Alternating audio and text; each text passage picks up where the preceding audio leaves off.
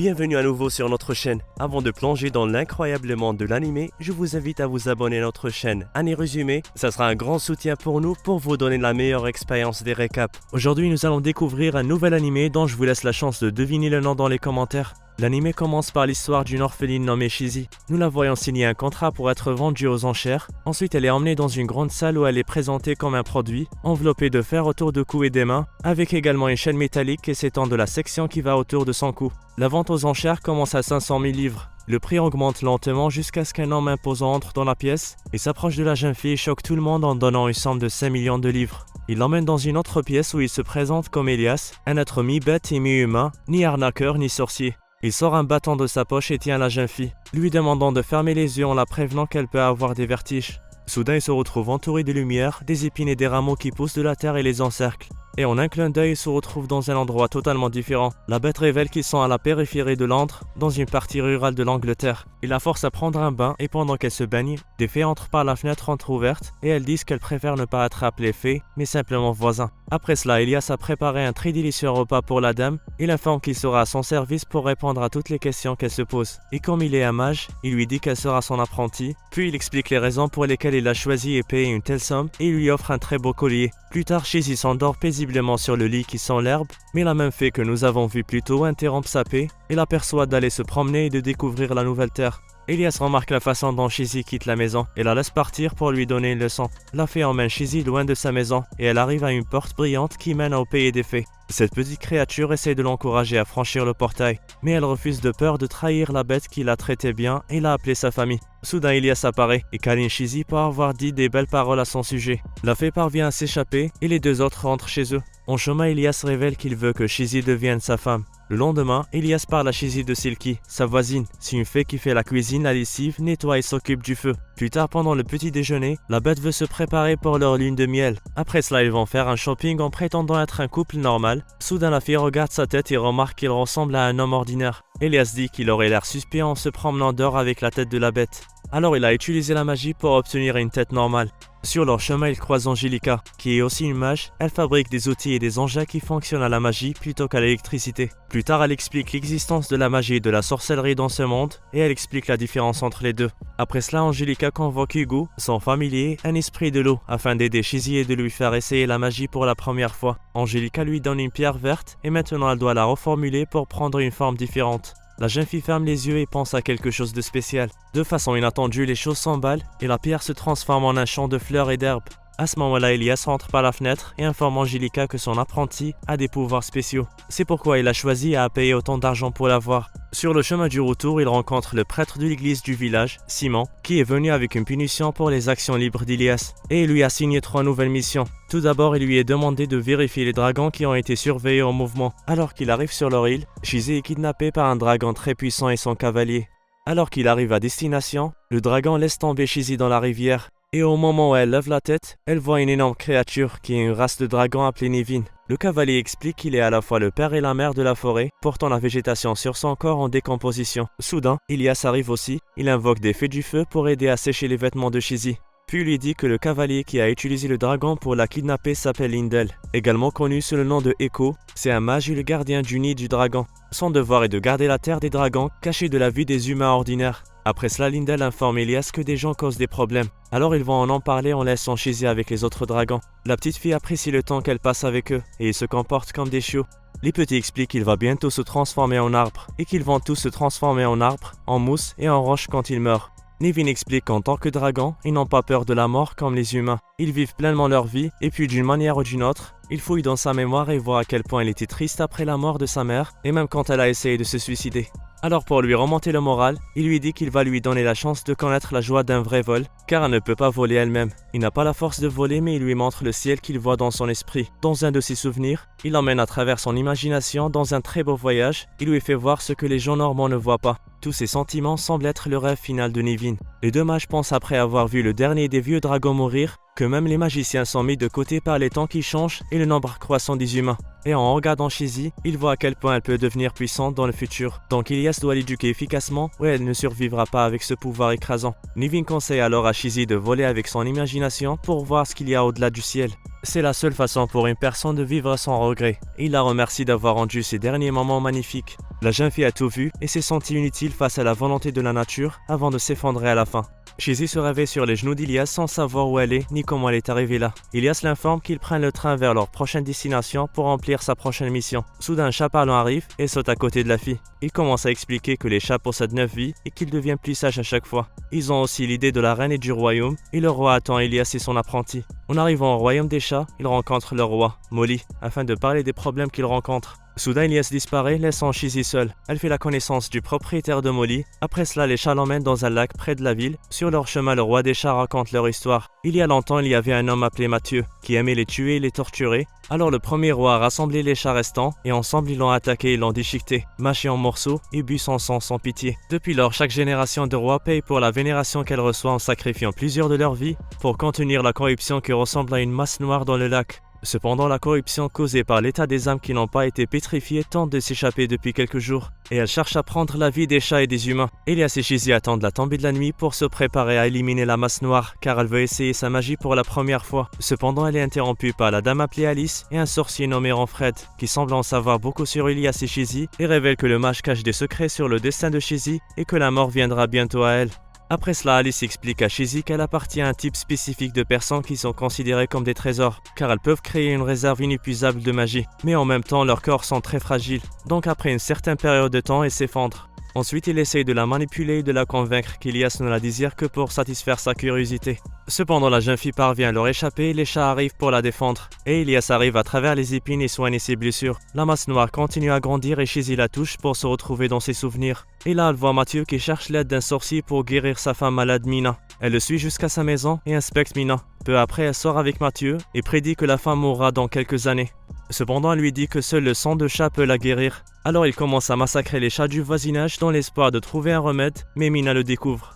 Elle le supplie d'arrêter de tuer ces animaux, mais il insiste en disant que c'est le seul moyen de sauver sa vie. Soudain, le sorcier entre dans la pièce et force Mina à avaler le remède qui fait que son corps se désintègre et se transforme en un liquide noir. Après cela, le mari qui est devenu fou est tué par le premier roi chat, et depuis lors, l'histoire a commencé. Après avoir vu cela, Shizzy voit l'âme de Mina qui la supplie d'effacer la masse noire car c'est le seul moyen de la libérer, elle, Mathieu et tous les autres chats, et de les faire mourir en paix. Shizzy refuse parce qu'elle voit que Mina est innocente et mérite de vivre, mais elle accepte ensuite de suivre sa volonté. En utilisant sa magie, elle rassemble les deux amoureux dans un autre royaume. Entourés de fleurs uniquement, ils peuvent maintenant partir en paix et détruire l'énorme masse qui sauve ainsi tout le royaume.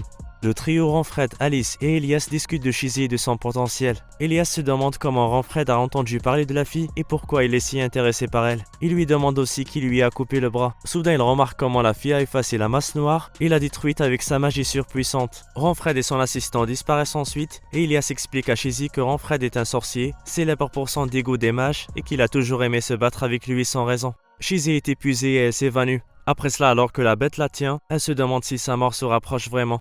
L'homme répond honnêtement qu'elle mourra dans 3 ans si rien n'est fait. C'est pourquoi il n'a pas l'intention de la laisser mourir, et ses expériences sont toutes faites dans le but de la garder en vie. Elias en parle et explique plus, mais la fille semble être fascinée par les détails de son visage, et finalement elle l'a peut-être accepté. La fille s'endort et pour se remettre de la mission épuisante qu'elle a vécue, il lui faut plus de 2 semaines. La bête et Simon lui ont préparé un lit dans un endroit sauvage car la récupération est plus rapide là-bas. Elias va la voir tous les jours avec la nourriture que celle qui lui prépare. Simon s'inquiète aussi pour elle, et les deux se disputent pendant 1 minute, jusqu'à ce que Titania apparaisse sur un cheval blanc conduit par son serviteur Spriggan. Elle est la reine des fées, celle qui commande à toutes les créatures de la nuit en Grande-Bretagne. Elle se rapproche du prêtre et le renvoie avec sa magie. Peu de temps après, le mari de Titania arrive en utilisant sa magie. Il l'aide à réveiller cette tête endormie. La beauté endormie ouvre enfin les yeux, et la première chose qu'elle fait est de courir vers sa bête. Après cela, elle apprend à connaître Titania et son mari avant qu'il ne les laisse seuls. La nuit, nous apprenons que Alice et Ranfred se font menacer par un sorcier qui veut qu'il collecte des matériaux pour ses expériences. De retour à Shizzy, Elias a sérieusement décidé de commencer à lui enseigner la magie, pour des raisons médicales et pour aider les villageois. Elle apprend toutes les herbes médicinales et les sorts magiques. La bête lui demande maintenant de sortir avec lui pour une promenade. Il a besoin de trouver un chien noir, aussi connu sous le nom de Grimoire d'église. Un excellent chien de garde qui protège l'église et le cimetière, et certaines personnes disent qu'il se promène. Leur mission est de voir s'il est hostile ou non. Sur leur chemin, il lui offre une bague pour ralentir sa production de magie et il lui dit aussi qu'il veut lui assigner un familier, une créature qui consomme la magie de ses maîtres et les sert. Soudain, il rencontre une foule de gens. En s'approchant, il voit un cadavre couvert de sang. Ilias sent le danger, alors il va parler au responsable en laissant Shizzy derrière lui. Et comme la fille ne peut pas regarder le sang à cause des vieux traumatismes, elle s'enfuit vers le cimetière. Là-bas, elle rencontre une ombre noire effrayante qui essaye de la tuer. Elle commence à courir de peur, mais un homme étrange apparaît et la sauve. Cependant, elle s'effondre juste après avoir tué l'ombre. Puis il se transforme en chien noir, disant que Shizzy ressemble exactement à Isabelle. Il est gravement blessé pour bouger, alors Shizzy l'arrête sans faire attention au danger dans lequel elle se met. Après cela, Alice arrive lui demandant de lui remettre le chien, mais Shizzy lui jette une potion de sommeil sur son visage et l'endormit. Après avoir mis des médicaments sur les blessures du chien, il se réveille et révèle que Shizzy ressemble à sa sœur morte, Isabelle. Elle avait des cheveux de couleur du coucher de soleil et des yeux comme de semis de printemps, ce qui leur donne une ressemblance. Soudain, Alice se réveille avec les poignets attachés derrière le dos. La fille l'interroge sur la raison pour laquelle elle veut le chien noir. Alice révèle qu'elle le veut comme matière première pour faire une chimère, créature faite en combinant deux créatures en utilisant la magie. Et une étrange sorcière les menace, elle a même pris le bras de Ranfred, et elle veut qu'elle trouve des matériaux pour lui rendre son bras. Alice est prête à sacrifier sa vie pour servir son maître, c'est pourquoi elle ne se soucie pas que le chien lui prenne la vie. Elias sort de l'ombre de Shizzy et demande à Alice de lui en dire plus sur cette sorcière qui les menace. En parlant du diable, la sorcière arrive et attaque Alice pour qu'elle arrête de parler. Mais Shizzy la sauve et prend le coup à sa place. À la suite de cela, Elias se transforme furieusement en monstre. La sorcière Cartaphilus semble être prête à se battre, mais la réaction du mage est inattendue. Elias attaque sa chimère sans pitié, tandis que Illis tient Shizzy et lui fait voir une partie de ses souvenirs. Les jours où il vivait avec sa sœur Isabelle, son amour énorme pour elle et son extrême tristesse après sa mort. Shizzy se réveille après cela, faisant ressentir à Illis le bonheur qu'il voulait ressentir avec sa sœur morte. De retour à Ilias qui a réussi à tuer la chimère et maintenant il s'apprête à tuer Cartaphilus, mais Shizzy l'en empêche. De façon inattendue et de nulle part, Ranfred apparaît et tire sur la sorcière avec une balle parfaitement faite pour arrêter la régénération en espérant qu'elle ne se réveille jamais. Cependant, après un certain temps, Cartaphilus récupère et se prépare à se venger. Elle invoque une chimère qui ressemble exactement à Isabelle afin d'attirer Illis, mais Shizzy l'arrête et menace la sorcière avec son pouvoir écrasant. Soudain, une petite créature appelée la Flamme Bleue apparaît et les téléporte pour éviter les problèmes.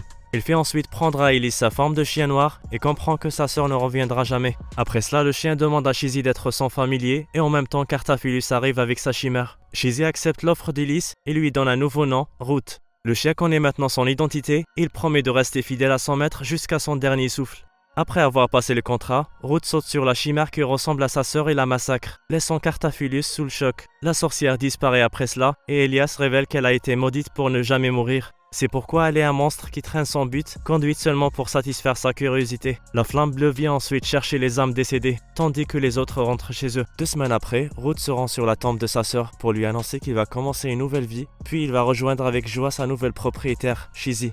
Après cela, ils vont demander à Elias de sortir pour le petit déjeuner, mais il refuse de quitter sa chambre comme il l'a fait les 2 semaines précédentes. Shizzy est inquiète et le chien dit que peut-être la transformation du dernier combat l'a épuisé, car changer d'apparence demande beaucoup d'énergie. Soudain, alors que la jeune fille est en train de boire son café, Silky la bouscule et fait sortir Root de la maison. Dehors, il rencontre Angelica et ils se promènent tous les deux, découvrant la ville et dépensant un peu d'argent. En fin de journée, Root et Shizzy tentent à nouveau de parler à Elias, mais cette fois la fille a le courage d'ouvrir la porte d'Elias et elle le trouve totalement transformé en monstre. Ils passent la nuit ensemble. En matin, elle se réveille d'un cauchemar pour se retrouver seule dans la chambre avec un message sur la table d'Elias disant qu'il sera de retour à la tombée de la nuit.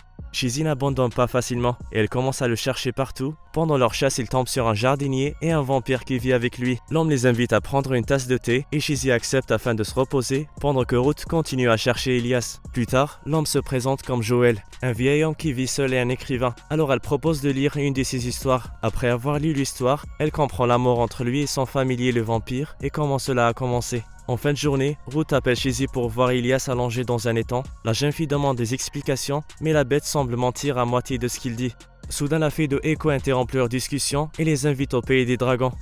Plus tard, la fée explique que Lindell a entendu parler de la souffrance de Shizzy à apprendre la magie et qu'il insiste pour lui fabriquer une baguette à partir de l'arbre de 9 ans. Elias lui donne la permission de partir seul et Silky lui prépare un délicieux repas. En chemin, la jeune fille ne peut s'empêcher de penser à Elias. Cependant, dès qu'elle arrive, elle oublie tout. Elle rencontre Lindell qui lui raconte un peu l'histoire du pays des dragons, puis il l'emmène à l'arbre de 9 ans et lui demande de se tailler une baguette. La jeune fille souffre et continue à lutter jusqu'à minuit. Après cela et alors qu'elle se réchauffe autour du feu, Lyndall révèle qu'il l'a emmenée seule parce qu'il est inquiet de sa relation avec Elias et qu'il veut l'informer de son passé. Cependant, Shizzy dit qu'elle aime Elias et la façon dont il la traite. Alors Lyndall lui raconte une histoire qui s'est passée il y a longtemps, disant que lorsque le monde était sombre, les mages étaient tous conscients qu'ils n'étaient pas des gens normaux. Et certains d'entre eux ont continué à chercher des réponses sur la raison pour laquelle ils ont des pouvoirs surnaturels et vivent très longtemps. L'un d'eux est Lyndall qui a décidé de commencer un voyage et de trouver la raison pour laquelle il est un mage. Quelque part dans les bois, il a trouvé Elias, une créature étrange sans souvenir. Alors il l'a amené à son professeur arabe. Elle a enquêté sur lui mais n'a rien obtenu comme information. Elle ne pouvait pas reconnaître s'il était une fée ou un humain. Alors elle demande à Lyndall de prendre soin d'Elias et d'en faire son apprenti. Après lui avoir donné le nom d'Elias, Lyndall et son apprenti sont partis parcourir la forêt, chassant les rennes pendant des années. Ils apprécient la vue des lacs et des champs, mais il a toujours remarqué que son apprenti semblait manquer de quelque chose. Un jour, alors qu'il était en manque de nourriture, ils se sont rendus dans une maison pour demander de l'aide, mais les choses n'ont pas bien tourné et les villageois ne les ont pas accueillis. De manière inattendue, Elias a réagi de manière agressive pour protéger son maître, et le soir, quand tout est fini, il révèle à Lyndall qu'il a mangé des gens auparavant. De retour à l'époque actuelle, Lyndall prévient Shizzy que son maître pourrait être un monstre mangeur d'hommes, mais elle s'en moque car elle lui a fait ressentir la sécurité dont elle avait besoin. Le lendemain, Shizzy est chargée de tailler le bois afin d'obtenir une baguette appropriée, et elle est laissée seule en paix. La nuit, elle voit par hasard le visage d'Elias se refléter dans l'eau pendant que Lyndall chante. Puis elle réalise que c'est un miroir d'eau qui lui permet de voir une personne à travers l'eau. Ils ont parlé un peu et ont révélé l'immense amour qu'ils ressentent l'un pour l'autre. Le lendemain matin, Elias avoue à quel point il est devenu proche de Shizzy et il l'apprécie plus que jamais. Au pays des dragons, Lyndall apporte la touche finale à la baguette en la fusionnant avec des pierres magiques et les cheveux de Shizzy. Et juste après l'avoir touché, la jeune fille voit l'oncle Nevin. Elle se sent heureuse mais en même temps inquiète. Elle explique ses sentiments pour Elias et sa peur de l'avenir au cas où son maître l'abandonnerait. Le dragon lui dit qu'elle doit être fière d'elle-même d'être capable de donner sa main à quelqu'un après tous les traumatismes et toutes les tragédies qu'elle a vécues dans son passé. Il remercie également ses parents de l'avoir accueillie chez eux car elle est une personne formidable. Puis elle utilise sa baguette pour retourner auprès d'Elias sous la forme d'un phénix massif et fascinant. Quand elle arrive, Elias sourit et la serre dans ses bras. Il lui reproche d'abord d'avoir consommé sa magie et ensuite c'est la raison pour laquelle elle s'endort avant de révéler ses sentiments. 2 jours plus tard, la fille se réveille après avoir vu un très beau rêve d'elle avec ses parents vivant heureux. Puis elle commence joyeusement sa journée avec un bain, appréciant chaque chose dans sa vie actuelle. Sentant la chaleur de la maison, peut-être la chaleur de son cœur aussi. Et par cela nous apprenons que seul le temps guérit un cœur blessé quand la vie a été cruelle. Après un bain chaud et relaxant, Shizzy s'amuse à voir voler les insectes laineux dans le jardin. Elias lui explique qu'elles consomment le froid de l'air et font pousser une toison sur leur corps, comme les moutons. Et comme leur laine est parfaite pour être utilisée dans les outils de magie et de sorcellerie, les 2 hommes décident de la couper et de la garder. Pendant qu'ils font cela, un étrange insecte attaque Shizzy et consomme toute la chaleur de son corps. Elias repousse la créature et emmène la fille à l'intérieur pour la réchauffer. Quelques minutes plus tard, la fille se réveille en se sentant beaucoup mieux qu'avant.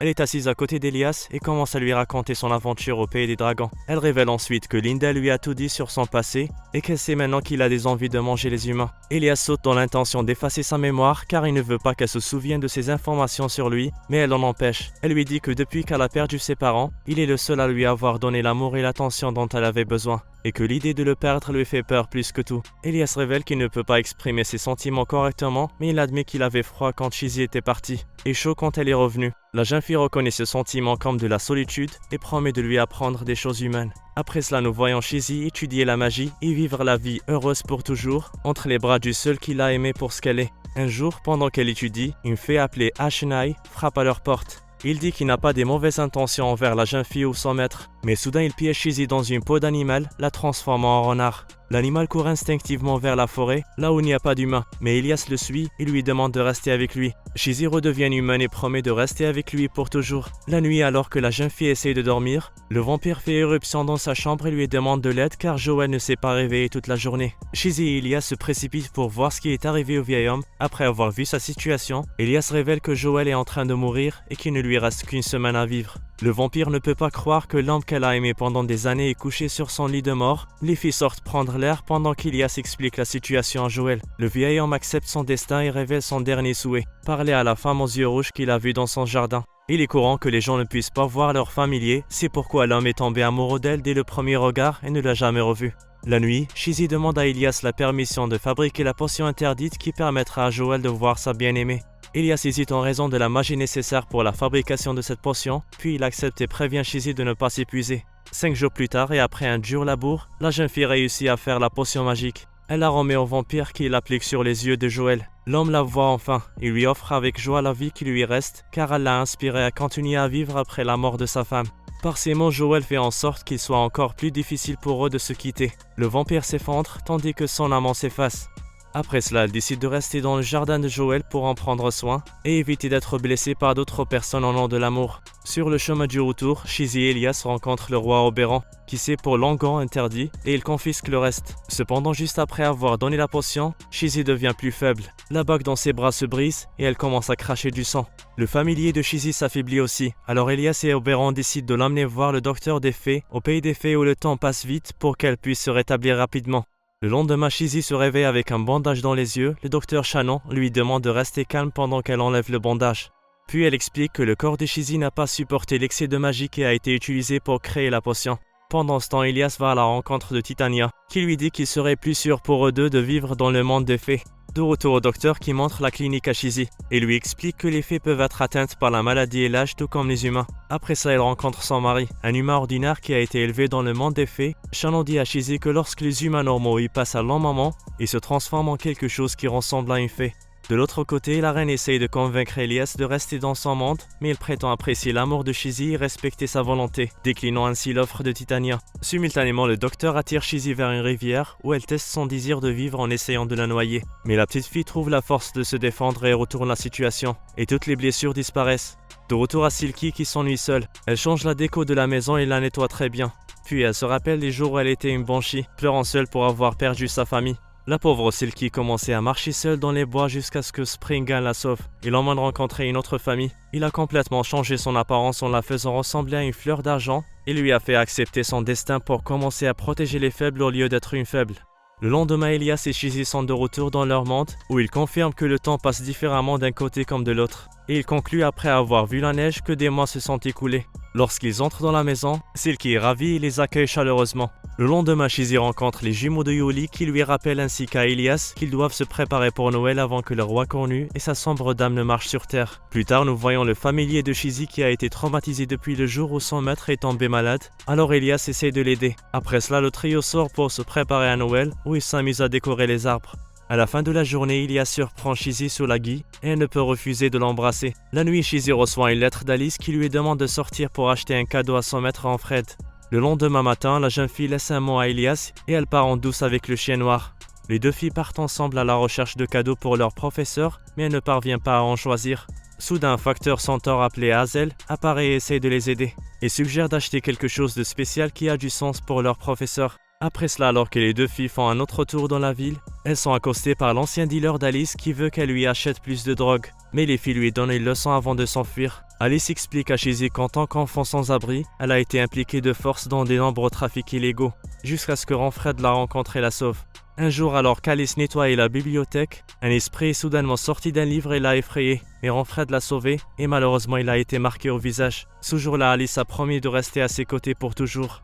À la fin de la journée, les deux filles trouvent des beaux cadeaux pour leur professeur et Alice est extrêmement heureuse. Shizzy rentre à la maison et donne le cadeau à Elias, qui en retour lui offre un ours en peluche qu'il a fabriqué lui-même. Et ainsi, la petite fille s'endort dans son lit bien chaud en attendant de se réveiller.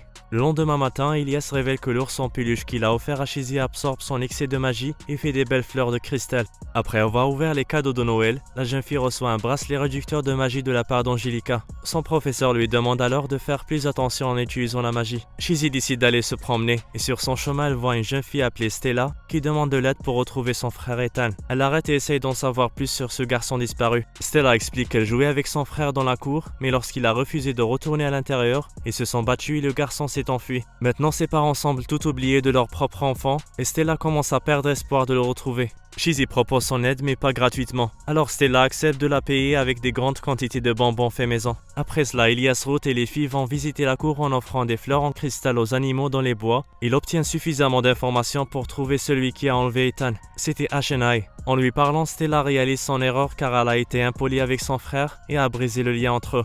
Ashenai piège Elias et le garçon et les transporte ailleurs en laissant les filles seules. Le chien noir essaie de suivre leur odeur, mais il ne peut pas car ils sont cachés. De l'autre côté, les deux ouvrent les yeux pour se retrouver sous un lac, et sa sœur manque tellement à Ethan. Shizzy se transforme en ours et commence à se déplacer instinctivement et découvre l'emplacement d'Elias et Ethan. Sur le chemin du retour, Ashenai apparaît et leur rend leurs souvenirs, mais seulement après avoir pris une fleur de cristal de la poche de Stella. Les parents de Stella arrivent après cela, ce qui rend Shizzy jalouse et en même temps bouleversée par la perte de son frère. Le lendemain, Stella rend visite à Shizzy avec son paiement de bonbons fait maison et Elias les laisse seuls pour qu'ils s'amusent. Shizzy fit visiter la maison à Stella, puis en prenant le thé, elles apprennent à se connaître et font des projets d'avenir. Pendant qu'elles discutent, Shizzy aperçoit Elias qui quitte la maison sous la forme d'un chien. Elle le poursuit en laissant Stella et Ruth à la maison. Elias continue de s'éloigner, alors la jeune fille décide de prendre la forme d'un loup et commence à le poursuivre, prêté pour un rendu. Elle le trouve caché dans une ombre, alors elle s'approche pour savoir ce qui le dérange. La bête la prend et lui fait reprendre sa forme humaine. Ensuite, il lui explique qu'en écoutant ses voix, il a bizarrement eu envie de quitter la maison. Il voulait aussi que Stella parte. Après avoir entendu cela, la fille s'inquiète de la situation d'Elias et de sa confusion. Stella retourne à Londres avec sa famille sans savoir que Ashenai et la sorcière Cartaphilus se promènent dans les environs. De retour à Shizzy, Elias ne sait pas ce qu'il veut et il est sur le point de la manger. La fille perd la connexion avec son familier, alors elle lui envoie un signal de détresse. Sur son chemin vers elle, Ruth se perd un peu mais heureusement il est aidé par la fille fée de la Dame Sombre qui lui montre le chemin. Ruth trouve Shizzy juste après son réveil. Elle explique à Elias que ce qu'il ressent maintenant s'appelle la jalousie. Un sentiment d'envie, de se demander pourquoi vous êtes distingué et ce genre de sentiment ne lui apportera que de la misère. Elias continue d'être égoïste et la serre encore plus fort. Alors elle se met en colère et menace de se poignarder, ce qui lui fait peur. La bête la laisse partir et admet qu'il a eu peur de la perdre. La fille le ramène chez elle et ils dorment ensemble dans le même lit où elle chante pour lui. Après cela, Elias ne se réveille pas pendant plusieurs jours. Alors Shizzy rend visite à Angelica en lui demandant de l'aide. Après avoir écouté Shizzy, Angelica a peur que la magie de Shizzy se combine avec sa chanson, créant ainsi un sort de sommeil. Elle part chercher un autre sort qui réveillera Elias, laissant la jeune fille se reposer sur son canapé. Plus tard, nous voyons que le sort a fonctionné et qu'Elias ouvre les yeux enfin. Ailleurs, nous voyons Cartaphilus kidnapper un dragon et préparer un mauvais coup. Comme d'habitude, nous voyons Ronfred, Adolphe et Tori inscrire le nom de Shizzy afin de la faire rentrer au collège, en disant que les personnes ayant son potentiel sont des trésors. Dans un rêve, Shizzy se voit marcher seule dans les rues de Londres où elle rencontre Cartaphilus. Il semble que la sorcière souffre d'une certaine malédiction et elle insiste pour qu'on l'appelle Joseph. À son réveil, Shizzy voit Alice qui l'attend, puis l'emmène rencontrer les professeurs en plus de Ronfred. Il lui explique que des éclosions de dragons ont été braconnées au pays des dragons et que le braconnier a laissé un collier derrière lui. Ronfred reconnaît le collier en disant que c'est un moyen de transport qu'il a fabriqué il y a longtemps et que Cartaphilus le lui a pris. Donc c'est probablement elle qui est derrière tout cela. Les hommes veulent rejoindre Shizzy pour trouver la sorcière car elle a une amitié avec le pays des dragons et elle est familière à Cartaphilus. Elias refuse d'envoyer la fille faire une chose aussi dangereuse en disant que ce n'est pas leur affaire et que le corps de Shizzy est si fragile. Mais la fille se dresse contre lui et le force à accepter. Les hommes savent que la sorcière a l'intention de vendre les dragons aux enchères et ils se rendent en pensant dépenser de l'argent. La jeune fille est occupée à parler aux responsables tandis qu'Elias et Ronfred se disputent sur son avenir en tant qu'être humain. Alors que la vente aux enchères commence, une femme étrange contacte Shizzy et passe un accord verbal avec elle. De retour à la vente aux enchères, la procédure d'enlèvement du dragon par Cartaphilus a traumatisé la créature, la transformant en chimère géante qui commence à détruire le bâtiment. En larmes, Shizzy voit la peur dans les yeux du dragon et elle sait très bien ce qu'il ressent. Elias apprend à Shizzy comment consommer les ténèbres du dragon. Il saute donc sur son dos et pendant que la créature les amène vers la rivière, la jeune fille jette son bracelet protecteur et prend le risque d'absorber toute la magie noire du dragon avant de tomber dans l'eau. Le lendemain, Shizzy ouvre les yeux à la maison et elle est surprise en voyant son bras. Elle comprend qu'elle a été maudite par le pouvoir du dragon et qu'il va s'envenimer son corps, l'attaquer, la tourmenter et même la maudire et que tôt ou tard son corps va s'effondrer. Le docteur Shannon lui dit qu'elle peut vivre dans le monde des fées, mais cela signifie abandonner sa forme humaine. Elias se met en colère après avoir entendu cela. Il pense que Shizzy est égoïste et ne pense pas à ce qu'il ressent pour elle. Plus tard, ils s'assoient ensemble et réfléchissent à un moyen qui leur permette de rester l'un à côté de l'autre. Après cela, elles reçoivent la visite de la sorcière Marielle, la femme inconnue que Shizzy a rencontrée à la vente aux enchères. Elle révèle qu'elle a demandé à la jeune fille le sang du dragon en échange d'argent, mais comme nous le savons tous, Shizzy ne lui en a pas donné. Ensuite, elle jette un coup d'œil au bras de Shizzy et lui propose de l'aider à trouver un remède, mais seulement si elle devient une sorcière et rejoint leur clan. Elias rejette cette offre, mais Shizzy l'accepte. Marielle remet à Shizzy une enveloppe et lui demande de l'ouvrir quand elle se sentira prête à rejoindre leur assemblée. Stella arrive plus tard et invite Shizzy à sa fête d'anniversaire et elle apprend que son ami n'a plus que quelques mois à vivre. Et entre une malédiction qui empêche Cartaphilus de mourir et une malédiction qui conduit Shizzy à sa mort, cet animé oscille sans arrêt. Nous voyons Elias et Shizzy dans les bois, allant à la rencontre de Phyllis, la grande prêtresse du clan de Marielle. la jeune fille remarque que Phyllis est scellée de manière à être toujours collée à l'arbre. Et après une courte discussion, la sorcière s'excuse de ne pas avoir assez de connaissances pour soigner le bras de Shizzy. Ensuite, elle révèle que Marielle veut l'aide de Shizzy pour la sauver, mais qu'il est plus important maintenant pour la fille de se sauver elle-même. Elias est déçu, mais avant qu'il ne parte, Marielle passe un message à Elias en disant que la seule chose qui peut sauver une vie est de sacrifier une autre vie. Shizzy est dehors et s'occupe du dragon qu'elle a sauvé de la vente aux enchères. Soudain, une des fées apparaît pour voir Shizzy et lui dire combien elle l'aime et la veut vivante. Pendant ce temps dans les bois, Elias et Ruth ont capturé Stella dans l'intention de sacrifier sa vie pour sauver Shizzy. En rentrant chez elle, la bête ne laisse aucune chance à Shizzy de comprendre ce qui se passe. Elle lui fait perdre conscience afin de commencer la procédure. Dans ses rêves, la jeune fille voit Nevin l'encourager et lui faire croire que tout ira bien. Ces mots la réveillent et interrompent Elias qui est sur le point de sacrifier Stella. La jeune fille est déçue de son comportement et elle apprend ensuite qu'Elias ne fait pas cela uniquement pour la sauver, mais aussi parce qu'il est jaloux de la façon dont elle voit Stella. Quelque chose d'aussi dégoûtant que cela la pousse à lever la main et le gifler avant de quitter la pièce. Dehors, par coïncidence, Shizzy découvre que la sorcière Cartaphilus possède le corps de Stella et que le seul moyen de libérer la petite fille est d'aller vivre avec la sorcière et de participer à ses expériences. Shizzy accepte et rejoint Cartaphilus, laissant Elias seul. Shizzy se réveille dans le laboratoire de Cartaphilus où elle trouve encore plus de dragons. La sorcière explique qu'elle est maudite pour rester en vie éternellement. Contrairement à Shizzy qui est maudite pour mourir, elle propose donc de prendre le bras maudit de Shizzy en espérant que cela lèvera sa malédiction. Et en échange, la petite fille reçoit une partie du corps de Cartaphilus afin de vivre éternellement. Un marché équitable. La sorcière commence par extraire son œil gauche et le place dans le corps de Shizzy. La fille s'endort juste après et commence à rêver de sa famille quand ils vivaient heureux. Elle réalise que Cartaphilus la maintient dans un rêve pour qu'elle ne se réveille pas.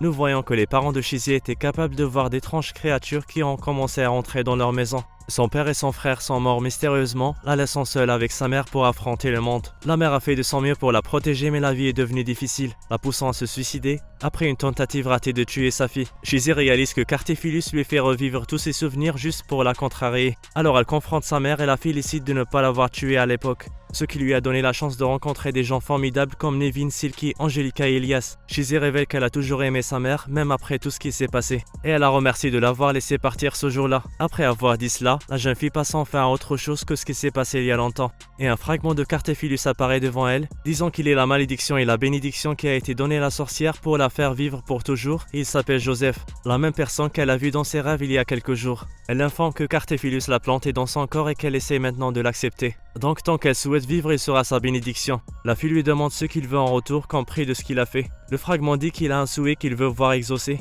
Mais avant qu'il ne continue, Shizzy se réveille dans la réalité et dit à Cartaphilus qu'elle sait tout. Elias perd la tête et on se rend compte qu'il est obsédé par Shizzy.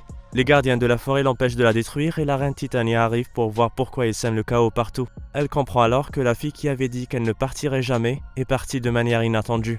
Le roi arrive aussi et dit qu'il va aider le monstre à poursuivre la fille qu'il aime. Alors Elias promet de devenir une bonne personne et de pardonner Shizzy. Quelque part ailleurs, nous voyons Phyllis blâmer Marielle pour tout ce qui s'est passé et lui ordonne de réparer le problème qu'elle a causé.